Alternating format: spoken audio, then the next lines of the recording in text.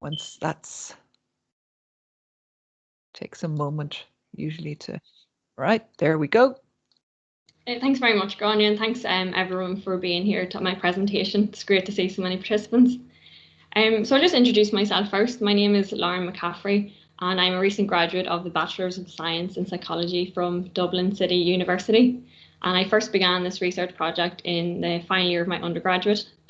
And the project's entitled Investigating the Relationship Between Ecological Concern and Mental Health, a Systematic Review. And I did this along with my colleagues Owen Brown and Simon Dunn. So before we begin, I'd like to acknowledge that my involvement in this project would not have been possible without the undergraduate summer research studentship within the Faculty of Health and Science within DCU. And I'd also like to acknowledge and thank University of Limerick for hosting this conference to give me the opportunity to share my research. I'm very excited to do this. I think it's an important area of research for like climate change has been quoted as the defining issue of our era. To begin my presentation, I'll introduce you to the concept of ecological concern, as it's something you may not be familiar with. I know it wasn't for me before embarking on this research. I'll also provide a brief overview between the relationship between climate change and mental health. I'll then give you some insights into the methods used to conduct this review, including my search strategy. I'll then follow on with some results, including the characteristics of included studies and some of our findings. I would like to emphasize at this point that these findings are preliminary because the project hasn't been finished yet and neither has the data synthesis. I'll then follow on with a brief conclusion, and then hopefully at the end we'll have some time for questions. So there's mounting evidence that human-induced climate change is contributing to a global climate change crisis. So human activities such as fracking, pollution, and deforestation are only some of the ways that humans are adversely altering the environment. So as the title suggests, this review focuses on mental health. And there are three key ways that climate change can impact mental health. The first way is indirectly through increased exposure to trauma, for example, extreme weather events like concurrent heat waves. In fact, the last 6 years represent a time of substantially greater warmth than all years since the 1850s. So even if you cast back to media articles in the news, like the wildfires in California or the heat wave spread across Europe in 2019. The second way that mental health is impacted by climate change is indirectly, and this can be through changes through social, economic and environmental determinants of mental health. So examples of that could be migration, income insecurity and food and water shortages. The third way that mental health is impacted by climate change is through an individual's overarching awareness and concern for its imminent threats and potential global consequences. And it's this third way that is key focus of this review.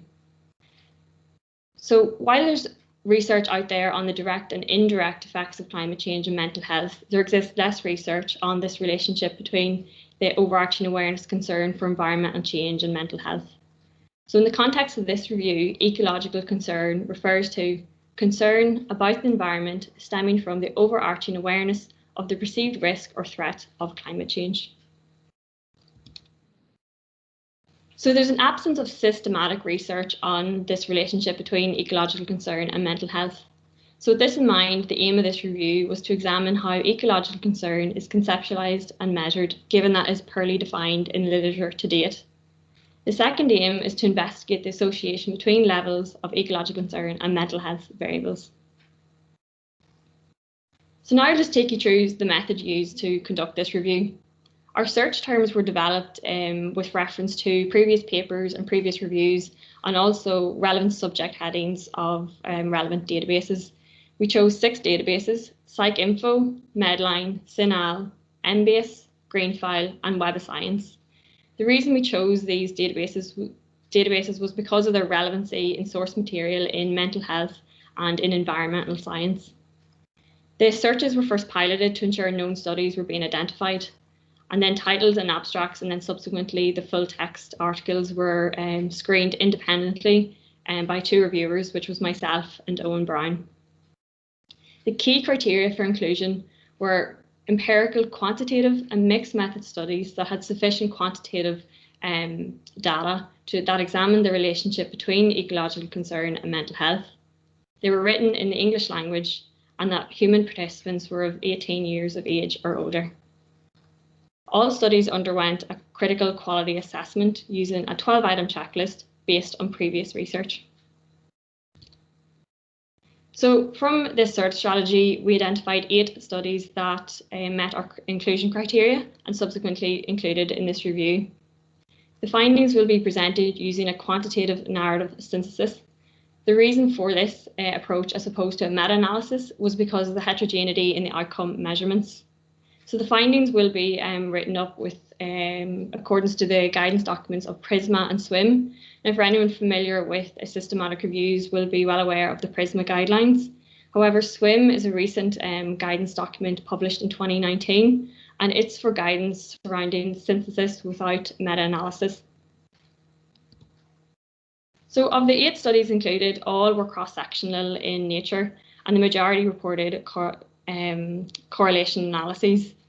So the majority of the participants were from the global north in places of Canada, the USA, Europe, and Taiwan. There were 2 exceptions, which was one study in Australia and the other in Tuvalu. Across the studies, participants reported greater levels of ecological concern.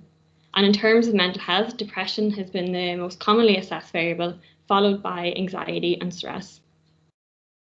In terms of the quality assessment, overall studies were deemed to be of good quality. There were 2 areas in which they tended to fall down on, and that was not providing a justification for their sample size and not describing non-responders or non-participants.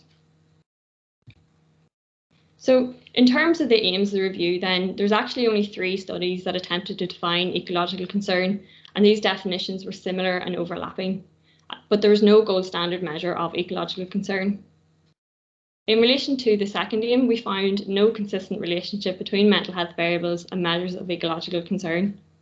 There were 4 studies that indicated a significant positive small to moderate correlation between mental health variables and ecological concern, while there was 4 indicated no significant relationship.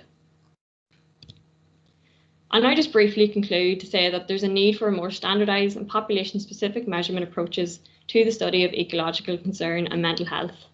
There's still much to be learned about this area, and it would benefit greatly from more empirical research. I'd like to thank you very much for listening and invite any questions that you may have. I have included my email address here because as the project's not finished, if anyone wants to get in contact if they're interested in finding out the findings when we have it completed. So thanks again for listening.